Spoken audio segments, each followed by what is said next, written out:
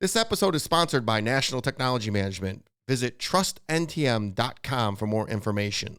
I'm Kelly Siegel, and this is Harder Than Life, a podcast about self-love, self-awareness, business, and health. We tell outrageous stories and boil everything down to simple, practical advice you can start using today. Let's get living. Welcome back to the Harder Than Life podcast, my loves. I used to be an avid wrestling fan, and Ric Flair used to say, to be the man, you got to beat the man. Today's guest has a book out aptly titled, Be the Man. He is not only the man, the myth, the legend. He personifies beast mode and is the true real deal. Josh Holyfield tells life as he sees it with zero apologies. He learns from his mistakes, shares them all with us, and most importantly, keeps moving forward. You can't beat someone who never gives up and continues to learn. Today's show, we're going to unpack this giant's daily routines and habits. Josh, long time coming, my brother. Grateful to have you on the show. Thanks, man. I know we've been chatting back and forth for quite a while now, and I'm excited to be here. I'm a huge fan. I got to tell you a couple of things. First of all, thank you for your service. I'm in awe of you and what you're doing, and I did my first ever audio book with you because I was doing show prep 2 days ago, and I'm an avid reader, and I'm like, oh my God, I can't get this guy's book done. And I didn't know you had a book out. So I binged it on Audible. Not my most favorite, but I got it and I loved it. So we're going to talk a lot about the book, but a lot about just you and who you are, because that intro was absolutely spot on. You are unapologetic about who you are as a man, and we're going to get right into it. What gets you out of bed in the morning? That's a good question. So honestly, man, what gets me out of bed is showing up and beating the guy that I was yesterday. That's Dude, it. I love that. Bam! Start right off with a freaking left. Yeah. Let's get it in deeper. What do you want your legacy to be? And also another good question, man. You're on it today, Kelly. So it's kind of funny because, when I was younger, I thought my legacy was what I did, my job, my business, my career, whatever the case may be, what people remembered me as. And then when I had kids, especially my sons, I realized, no, man, my legacy is not what I do. It's what I teach. And the impact that I create and the lessons and skills that I pass upon the world. And I think that applies for most men, especially fathers. But there comes another level of legacy that I'm trying to reach. And that's the legacy where you leave an imprint upon the world and change the way that they view things.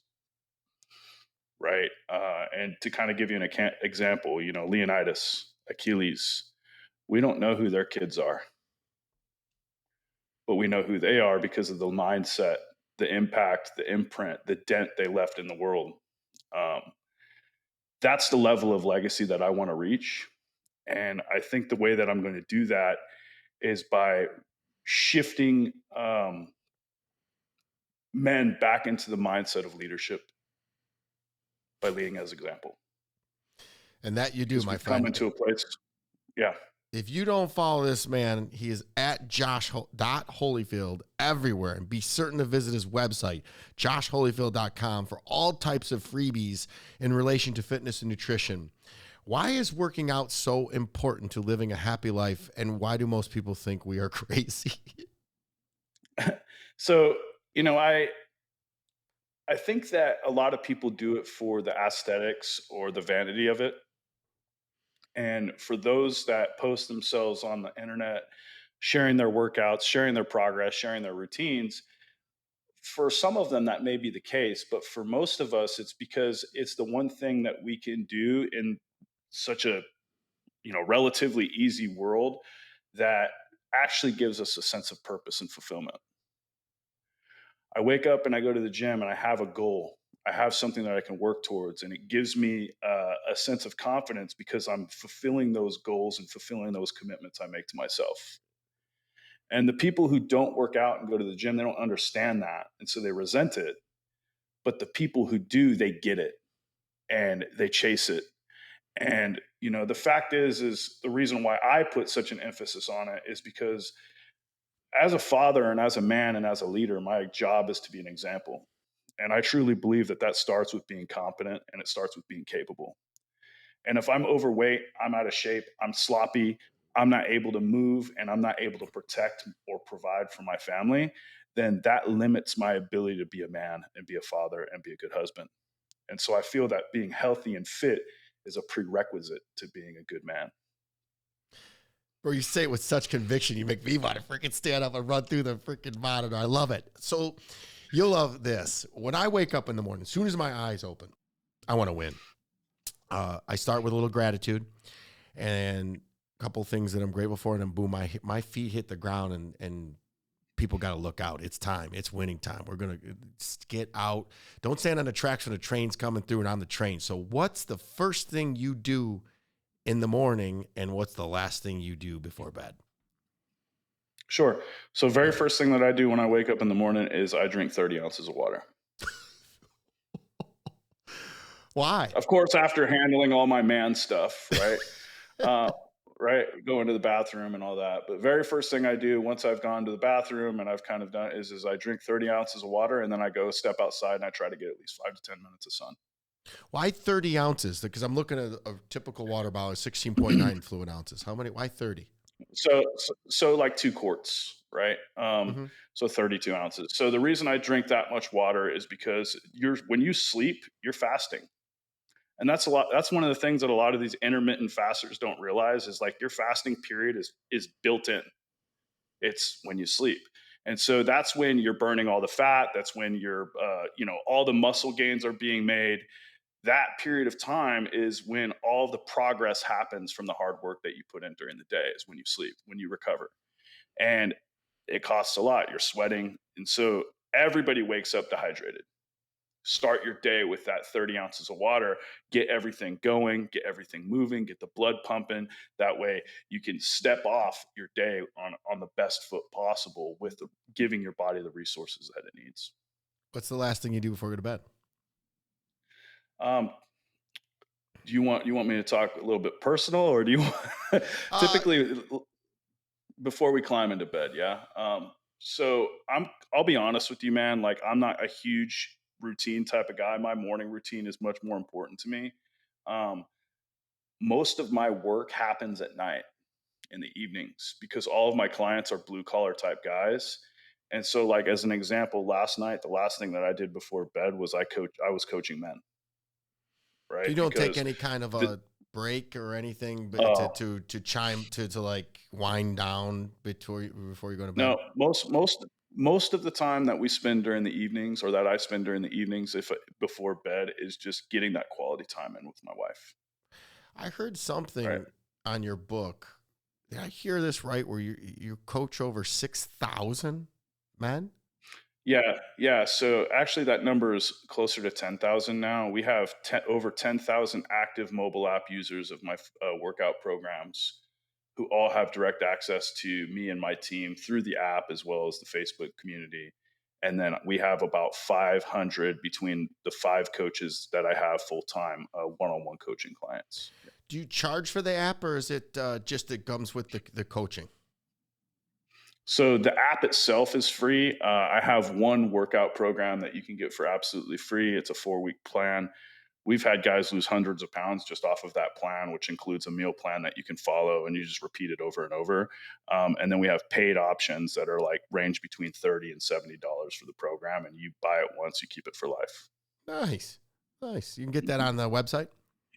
Yep, yep. So actually, joshholyfield.com or theironforge.us is where you can find access to all that stuff. Very nice. We'll have that in the show notes. So Thank you. I'm big and proponent of working out. This consistency and discipline I think are my middle names. That's what everybody's like. They think we just have this magic pill and you can just pop some pill and be big. And no, it didn't. I've been working out for 30 years. 30 years. Day in and day Yeah. out. So until they do something for 30 years, I don't want to hear it. Just shut it. Yeah, yeah. Family often plays a big role in shaping who we are. Do you have any interesting family traditions or stories you'd like to share? So no, but what I would like to share with you that I think is important is the family tradition that's kind of been built into my bloodline is addiction and failure. and it's been Oh, passed from generation to generation to generation of allowing substances and influence and distractions in the world to impact your potential and cause you to self-destruct.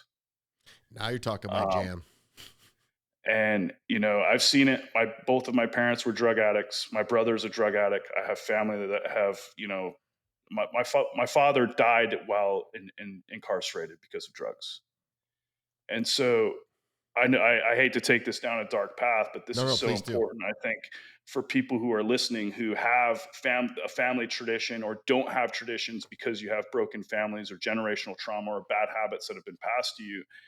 It's your responsibility to change that conversation and create the tradition of, passing positive leadership traits and teaching your family and teaching your children. So I have a big family. I have 6 kids.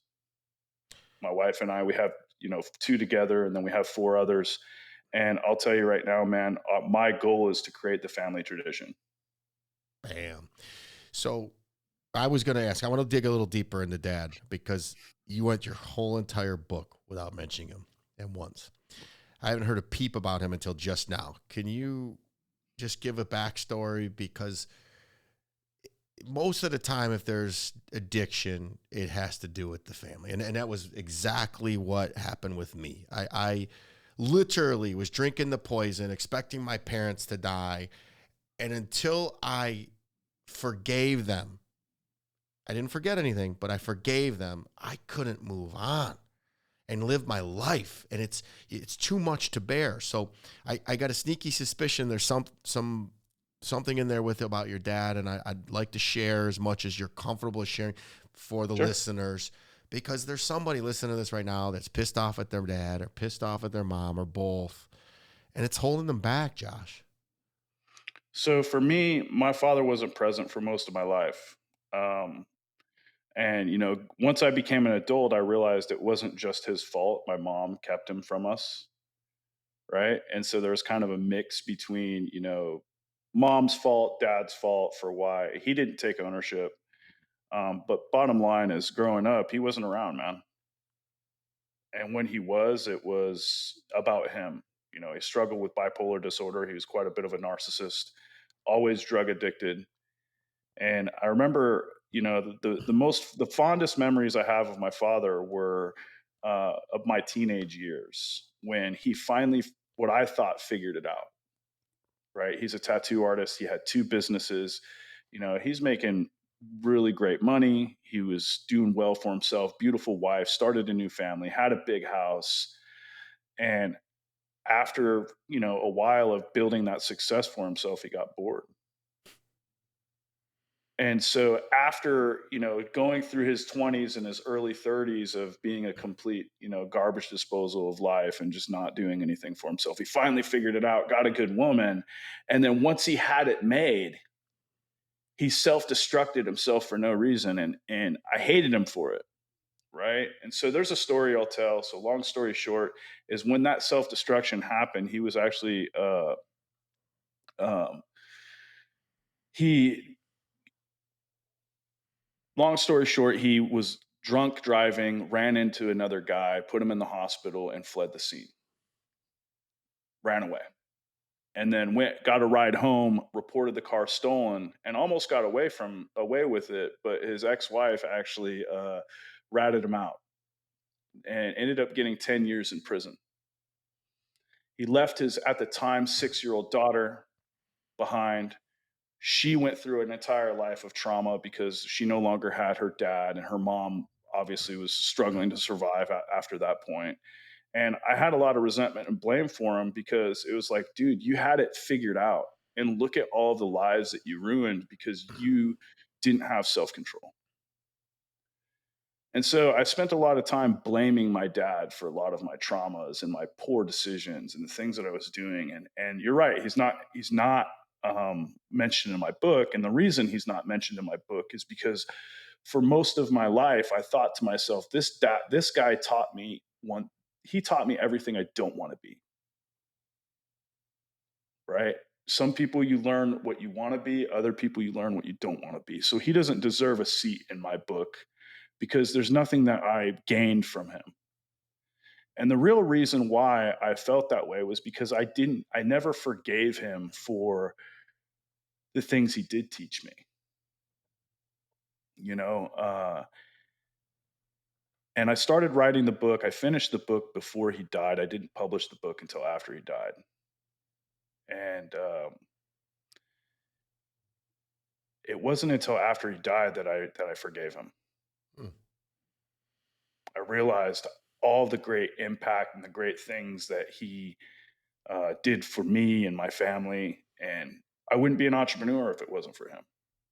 He was a brilliant man, and he did an amazing job with teaching me to the best of the ability that he had and that he was taught. But he had a problem, and he didn't know how to ask for help, and it ruined him. And so now I tell the story about if you have somebody in your life that you love, and there's something that's keeping you guys apart because of whatever the case may be. I'm going to tell you right now, it doesn't matter. Call them, go see them, because there's going to come a point in time when you're going to be standing up on a podium speaking their eulogy. And I know for me, that was the case. I wrote his eulogy. I did his funeral single-handedly, took care of all of that by myself. My brothers and sisters didn't help. And I found myself up on that podium. I broke down in tears, not because of what I said, but because of what I missed.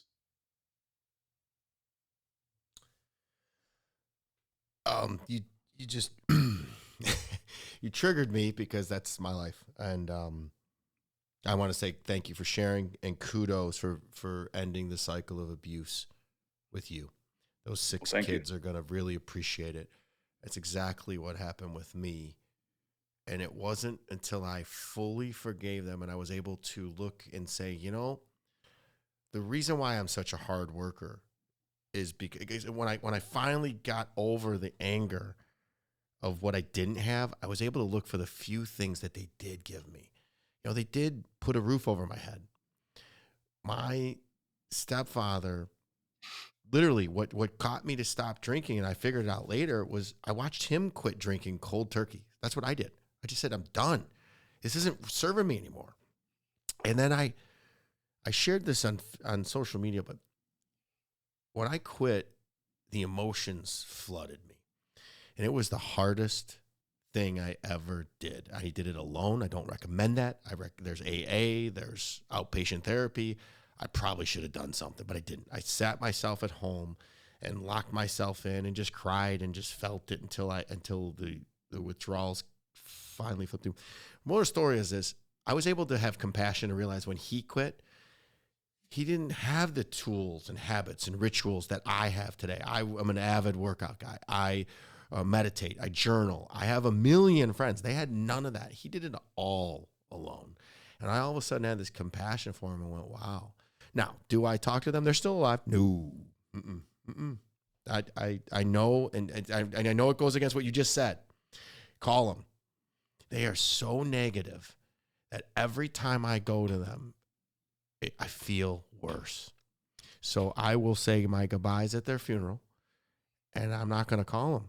But I do respect your advice. I have tried, and every time I go and I reach out, it's just horrific. And it's just, I realize why I need to keep my distance, and I'm at peace with that.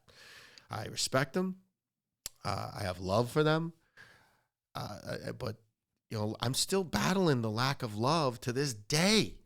There's times that I love myself. I've done violent therapy, but there's times that I don't think I'm lovable because they just were never around. I raised myself, so we don't realize the collateral damage that we're doing when we're being selfish and drinking and drugging and everything, because it does spill over. I thought I wasn't hurting anybody, but man, I was crushing my family. Why do you think that he recidivated like that? Why do you think he was bored? And I mean, I can tell you right now, Josh, there's a 0% chance I ever have a drink again. I have so many tools and tricks to fall back on if I ever even think. I'm coming up on 5 years of no alcohol. and I'll never touch it again. Why do you think? I'm interested for me. This is me learning. Why do you think he went back? Because I don't ever want to do that. So this is obviously just my assessment based upon my own experience with mental health, but everybody deals with their internal struggles, we'll say their demons differently. Um, I know for a fact his life wasn't easy. He struggled with a lot of trauma.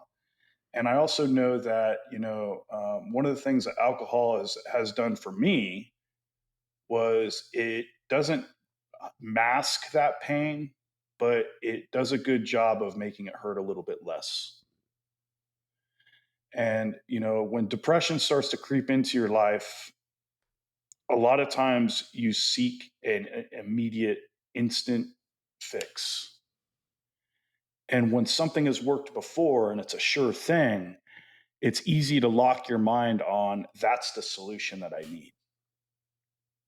Right. And so if you never heal and solve the problems and the trauma that are causing that thing, then you're always going to revert back to those original bad habits, regardless of how far down the path you go. For him, I think that he ignored the problems, ignored the pain, ignored all the things that he went through in his past and decided he just wanted to bottle it all up. And then eventually, what happened after a period of time is it just caught up to him. He didn't know how to deal with that, didn't know how to talk about it, didn't know how to handle those issues. And because of that, he went right back to those bad habits because that's the only thing he knew that could help with that type of pain. Yeah, that's good advice. That's good because I have so many new fallbacks to do. So since you went there, I'm going to ask you one quick question and then there's a follow-up. Do you drink anymore? So very casually, socially, not something that I used to be a daily drinker. We're talking about like a handle of Crown every 5-6 days. And that was especially I was the heaviest drinker when I got out of the military That's and my after my question. trip. Yeah. That's going to be my And question. So in your book, you discussed that your first wife's infidelity when you were deployed in Afghanistan. Again, thank you for your service. I couldn't imagine that, you read about how it was over there. And so I couldn't even imagine. And then to throw that on top of it, you go into detail in your book that, you get a message that your wife's with somebody else. And then you get home and you had nobody. She'd taken the kid and gone. And so what do? You turn to alcohol, and I called it the devil's juice. Tell the listeners what happened and how you felt and how you overcame that, because that could throw anybody in a tailspin. And this is in the book, by the way. So you guys go by the book. It's Be the Man, Reclaim Your Confidence, and Avoid Mediocrity. What's the subtitle?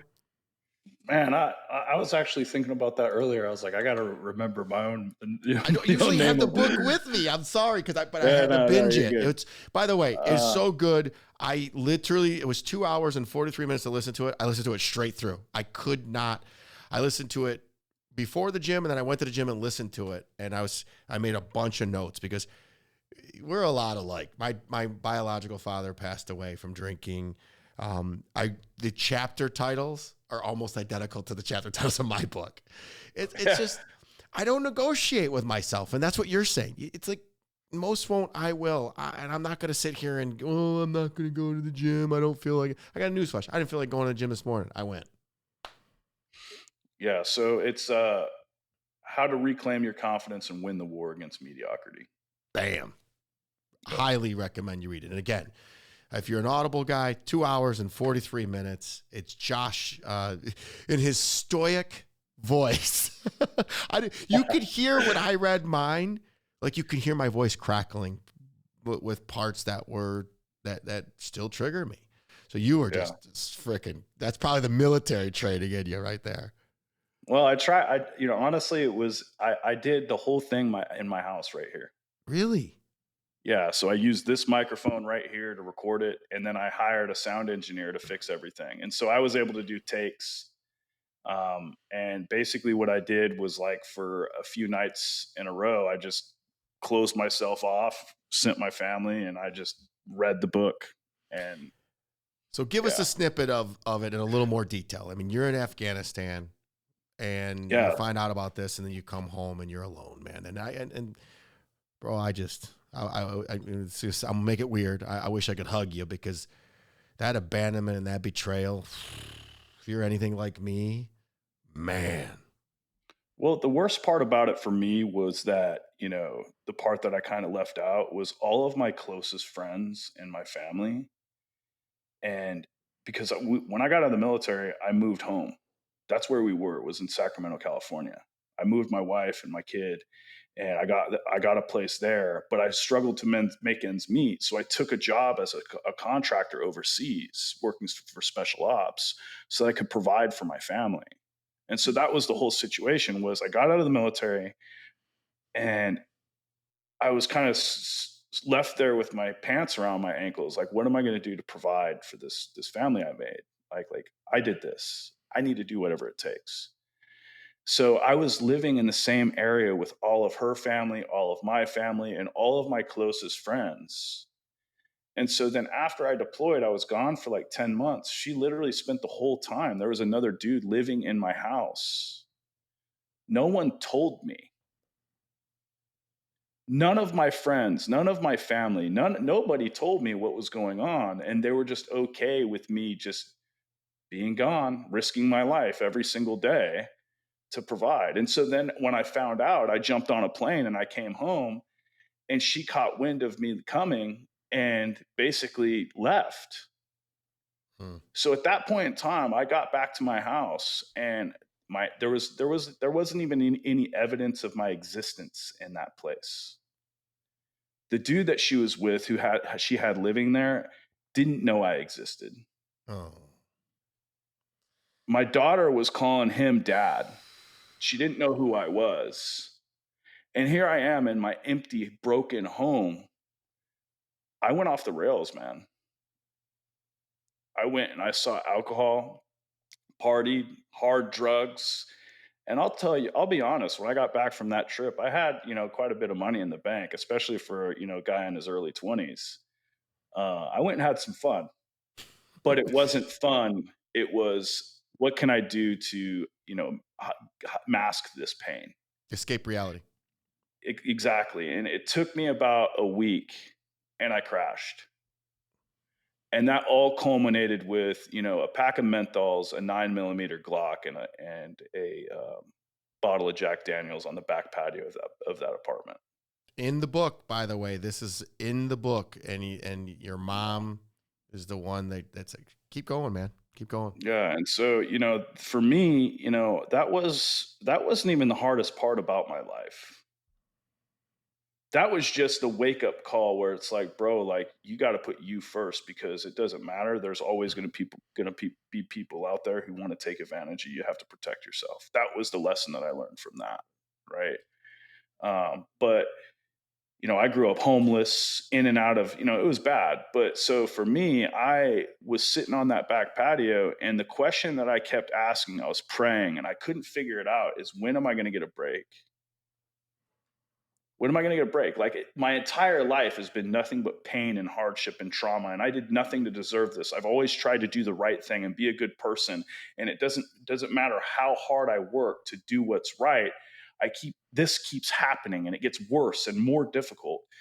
And in that moment, my mom, I don't even remember how she got there or what happened, but the sliding glass door of that patio opened, and I asked her that same question, and she said, "You're never going to get a break." And that lesson is something that I carry with me even today. When you have problems in your life, the reason why you continue to see that problem is because you haven't figured out how to solve it. And if you solve a problem and you move to the next step in your life and you face another one, that's God giving you the opportunity and the chance to grow and to become the man that you're called to be.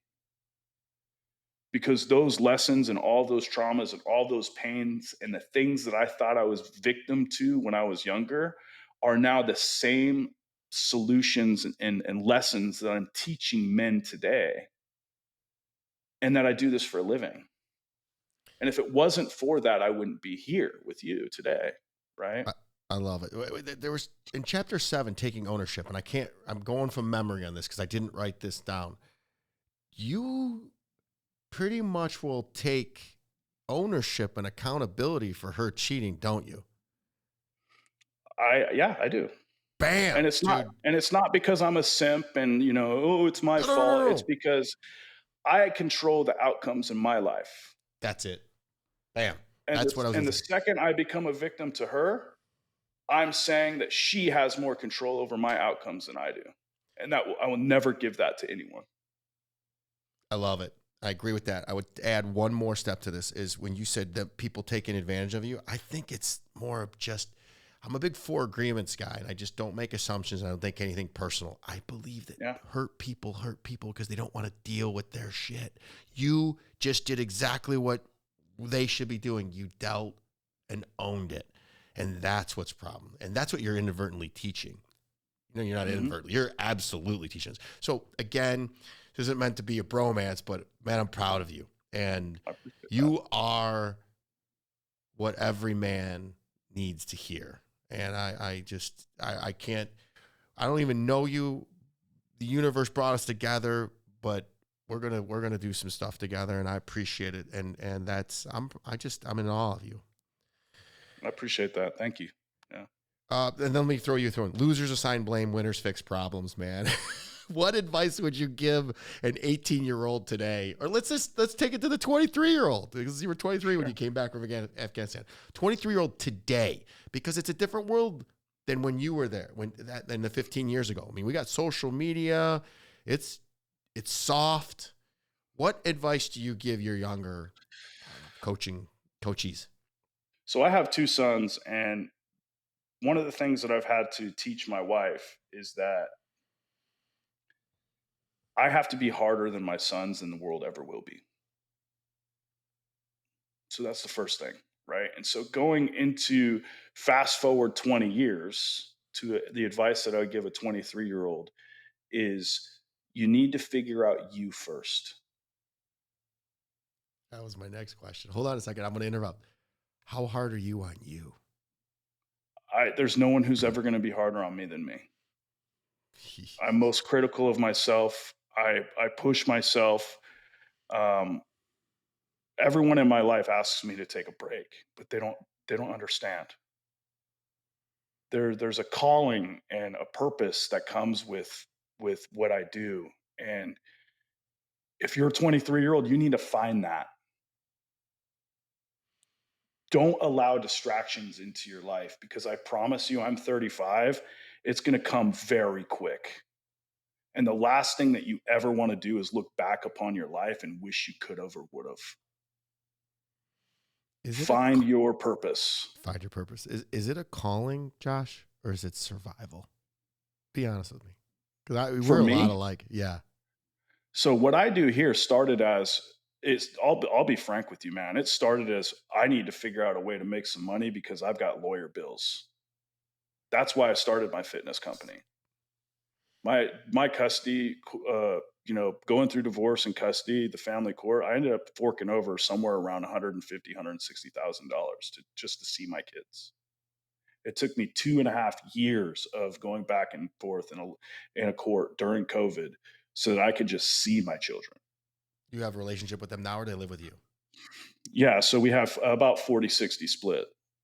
And I fought tooth and nail for it. I gave everything that I have. That's why I started this, the business that I have. But now I had a 6-figure full-time federal employment job with the Department of the Navy. I could have rode a desk for the rest of my life and been perfectly secure with benefits and retirement and everything that I needed to support my family. But I had to make a decision between freedom and purpose, security and freedom, excuse me. You know, security that comes with a job like that working for the government. Hey, you ride this desk for the next 20 years. We'll make sure that you're taken care of. But guess what? You're chained to this desk. Or enjoy the freedom of being an entrepreneur and business owner without the security. And I made the decision that I wanted to live a life of complete freedom where I didn't have to answer to anybody. And that's why I do what I do. And your purpose, you're helping men. So I love it. In Yeah. part 3 of the book, work ethic. You tell a story about grit and how as a high school wrestler, you didn't live up to expectations. How does that manifest in you today? We have talked about it, but let's dig right into it. Um, I think that there's a really, really there's an internal struggle that every high performer has. Is I know that I'm better than everyone else, but I know that I'm also not good enough. I love how just meat and Right. potatoes you are, man. And it's true. Like there are some people who are meant for greatness, and there are some people who are meant to flip burgers, and there's nothing wrong with that. But I can tell you that for the people who are above average intelligence, above average competence, and who have the propensity to go and be great, they're going to be incredibly hard upon themselves. And most of them don't. The only reason they don't become great is because they don't have the work ethic that's necessary to get there. Talent is only going to take you so far. The guys who win, the dude who takes home the prom queen, is the one who's willing to work for it. Period.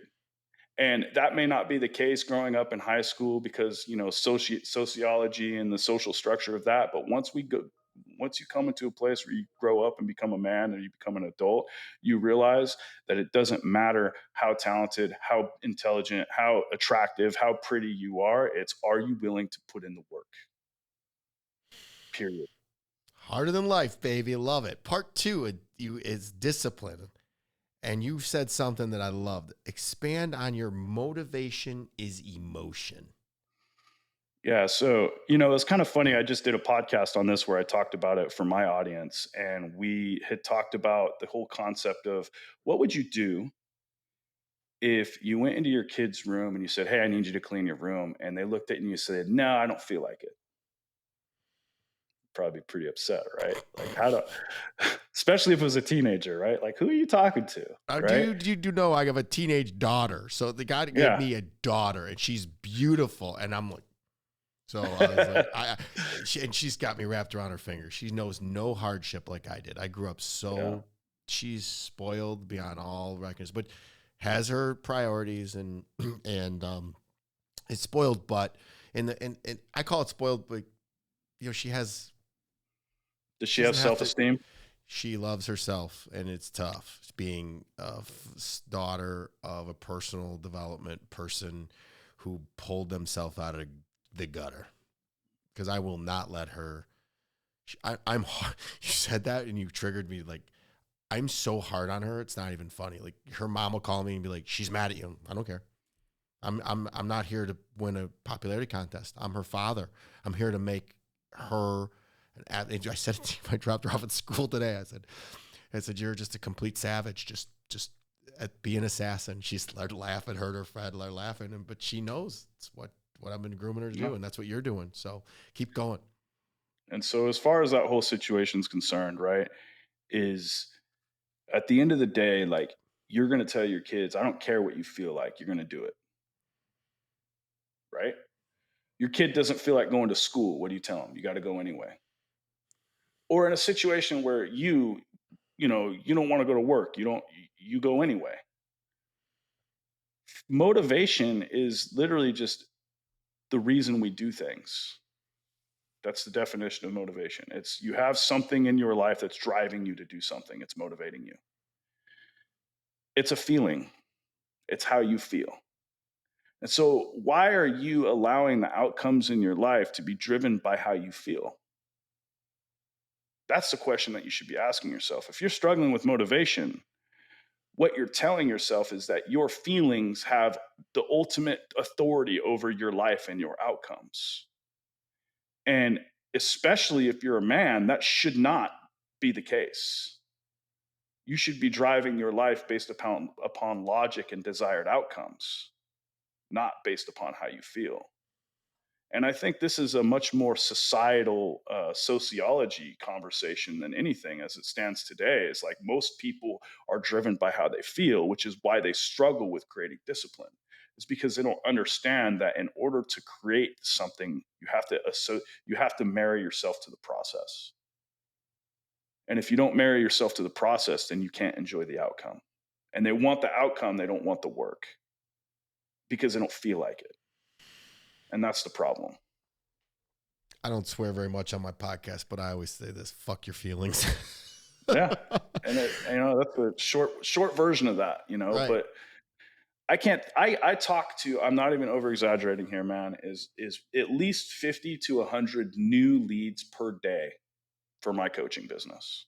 Where do they come Right? from? Facebook, Instagram, TikTok. We spend about $50,000 a month on Facebook advertising. Wow. Okay.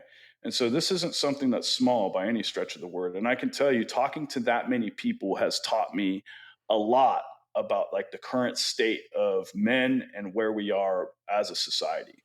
And I can tell you right now that almost 70 to 80% of the guys who come into my inbox and are looking for help, they tell me that the reason why they can't get on track and make their health a priority, despite all of their health conditions, type 2 diabetes, high blood pressure, et cetera, et cetera, et cetera, is because they're not motivated. What's paint an avatar for who should be reaching out to you. So the Hard in Life listeners here, you're going to get a good flux from us because Yeah. What does a good coach? So typically I like to work with business owners, entrepreneurs, blue collar type men, the type of dudes who are listening to the things that I'm saying and saying, hell yeah, this guy's got it. Right. Those are the people, my people I want to work with. If you're wearing a dress, I don't want to talk to you, whether you're a man or a woman. Right. Period.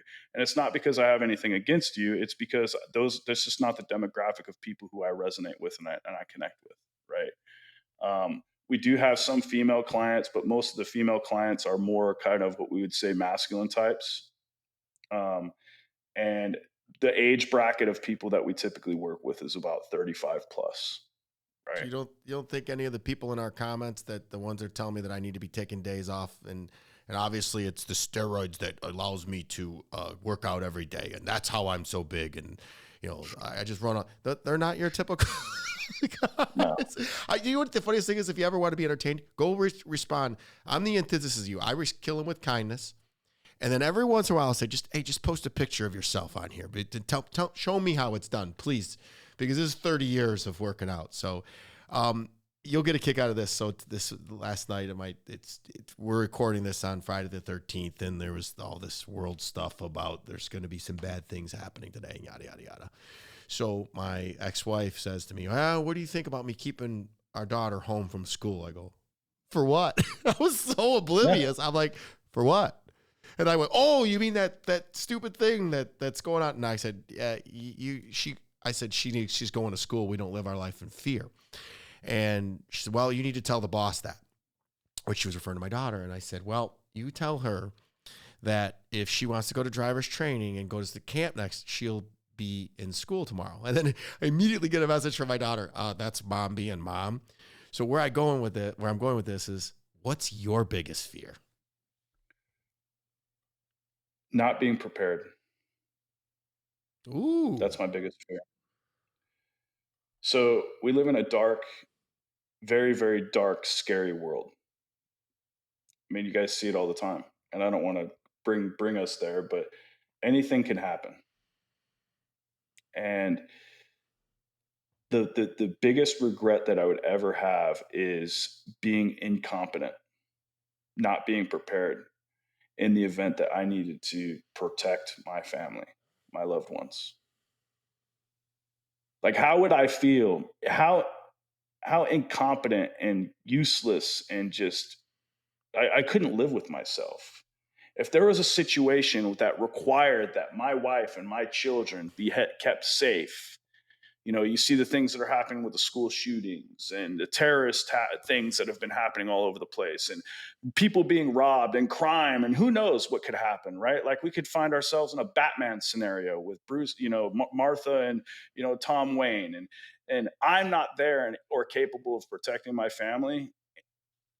Like I could never live with myself. So my biggest fear is being incompetent. You're a bad motherfucker, man. I enjoy you. Here, I'll stand up and show you. Look. There it is. Yeah. I carry two guns and another one in my back. So ain't Yeah. nothing gonna. I'm always prepared. So that's why I laugh when anybody calls me out. I'm like, just Google me, man. It ain't hard to find. I'm not hard to find. Yeah. So having said that, could you share some hobbies and interests? It seems like you work all the time and you work from home. So can you share some hobbies and interests that are outside of work? Yeah. So you'd be surprised by this. I'm a little bit of a gamer. I like to Oh, play. you talk a Yeah. lot of shit about that in Yeah. the And book. so I do. And the reason I do is because gaming was one of the things that I used as an outlet to escape reality when I was going through all of that depression and things that I was dealing with PTSD. Right after my first deployment, dude, I literally checked out and went into the World of Warcraft for years and never left it. And it destroyed me mentally. It destroyed my first marriage, and it was a serious problem. It was an addiction. Now I've gotten to a place where, kind of the same thing with alcohol is, as I've realized, like, these things aren't terribly bad for you as long as you accept them into your life in moderation and you have the control to not allow those things to control you.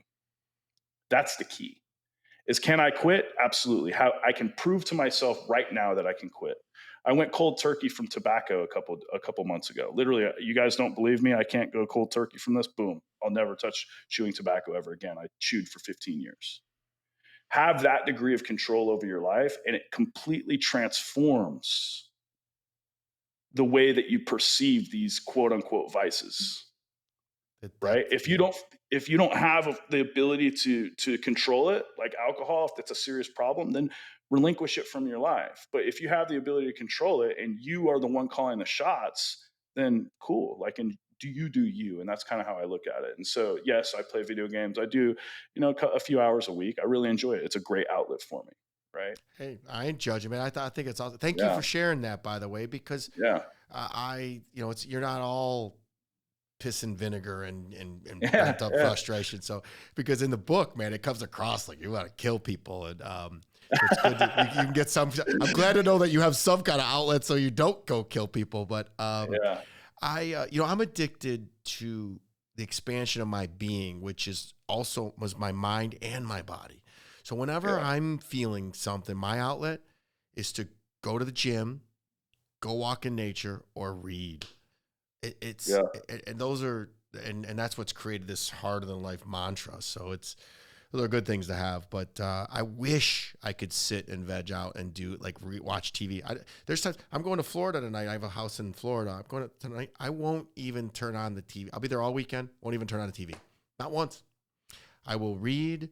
I will meditate. I will journal. I will plan my plotting of attack and killing of next week for work. Yeah. And Yeah. I'm going to the Lions game in Tampa Nice. Bay and meeting some people, and then right back here to be the dad and leader. So we're coming up against it. If we could create one universal law that we all had to follow, what would it be and why? Do the next right thing. That's all you have to do.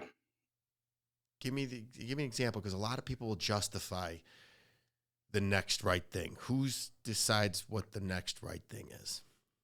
You do. And so the thing is, and this is kind of interesting that you asked that question that way, is you only know what you know. You don't know what you don't know. And that's the challenge with life, right? A lot of times people don't realize that I don't know what I don't know. And that's a problem. So you can only make decisions based upon the information that you know. And what we do know is probably not right, because it's meant to kept us safe as in the trauma as we were a child. Sure, 100%. And so your job is to just do the next right thing. Because a lot of times, and the reason I'm giving this advice is because I know for me, like, when I look at life, it's big. And there's a lot of problems, and it's hard and it's stressful. And, people are living in a place where they don't know the solution to a lot of the problems that they have in their life. And they don't know what the next step is. And a lot of times, the best way to eat an elephant is one bite at a time. Just take the next step. Just do the next right thing. And maybe it's not the right thing, but you know what? Like, if you just look and live in a place where you learn from your mistakes and you continue moving forward, it's impossible to fail. That's the problem, is most people quit when it gets hard. But if I just do the next right thing, what I think is the right thing, and I live in a place of integrity with that, and I learn from my mistakes, eventually you're going to get to the top of the mountain and you're going to learn a lot on the way. And then you can turn around and help a lot more people get through that same path. Bro, what you just said is how I introed you, and I had no clue why. I said he learns from his mistakes, shares them with us, and most importantly, keeps moving forward. You just said That's it. You're beautiful. I love you. Thank you. If there's anything I can do to support you at any time, man, you want me to speak to your group, anything that I can do to support you, you have it. You're like my brother from another mother. You'd be surprised to know I'm 12 years older than you, though. So Can't tell by looking at you. Oh, no. Look at some of the comments on my social media. They say I say to everybody, I'm 47. They go, you look 57. I go, thank you. It pisses them off because they want to get in a fight with me. I'm like, I'm not going to fight with you. You win. You remember, hurt people hurt people. Yeah, because they're just avoiding having to deal with their own stuff. It's the one part they can control is hurting you. And I don't ever freaking deal with it. No. Is there anything I haven't asked you today that you feel compelled to share? So you brought up a point, when we were talking about my dad, and I just want to give you another perspective about that I think is really important for the audience. Did I just stop you for just 1 second? I want to tell you something. Not a day goes by that I don't miss my dad. My biological father's died, and I said that, drank himself to death. And I think about him daily. I wish I could call my dad and say, Dad, I just interviewed the frickin' another kid of ours. And I can't, and I miss him. And I just want to share that because you probably feel the same way. And I talked to him, and I love, my biological father was very smart, but he was just, the demons just took him over. So I'd imagine you feel the same way. So please go into it. I wanted to share because I like being vulnerable, and it brings us closer. Yeah. Yeah. So, I'm the same way, man. Like, I think about my father every day. You see there, you may be able to see, there's a drawing right here behind me on this side. Oh, other side. He drew that picture. You can't really see it that well, but I see it. It's a drawing of me with a Camaro and like some other things. But he drew that in prison when he was, and sent it to me. It's on a piece of cloth, and I've got a bunch of those small cloth, canvases that he sent over the period of time when he was locked up, where I have like boxes of them. And so like there's pieces of my dad all over my life, right? Like I've actually got his urn right here with his ashes sitting right here at my desk. Mm. And so it's kind of interesting that you said like I didn't mention him in my book, and I never really thought about it until now. Right? And so the advice that I gave earlier was if they're here, call them. And, maybe that works for some people. But the other piece of advice that I think kind of applies to your rebuttal to that is this. My father was a brilliant man, meant for so much more than he ever did or accomplished. And the reason he didn't was because he compromised. He compromised his standards, he compromised his boundaries, and he didn't respect himself. The number one and biggest lesson I learned from my father is never compromise, never tolerate, never accept less. If you have standards and expectations for your life and you know exactly what they are, hold them, own them. Don't falter, don't bend, don't accept less, because the quality of your life is dictated by the quality of your standards. And so if you're looking at your life right now and you're unhappy, it's because you've compromised those standards. Whether that be people in your life or how you treat yourself, hold that bar and you'll see the quality of your life improve. Josh, there are no coincidences. You're speaking right to me right now, man. And I have chills all through my body. I'm so triggered, and I love it. I love this feeling. It's this hour flew by. I'm going to have you back, and please keep in touch. You have my cell phone, I have yours, and I'm going to reach out to you because I want to talk to you about that app, because we're launching an app and doing the same thing. And I'm just grateful that social media brought us together. I'll let you know when this airs, and just thank you, man. This was awesome. 100%, man. It was awesome. Please rate and share this podcast. I do my best to respond to all the comments on social media platforms. So if you you want to see more of something or less of something, leave a comment. Each and every episode is sponsored by my IT company, National Technology Management, the easiest and best IT company to do business with, delivering peace of mind with technology every day. Visit trustntm.com for more. And until next week, be harder than life. Thank you for listening. Please rate and subscribe to Harder Than Life, and let's take this to the next level. Get connected at the links below.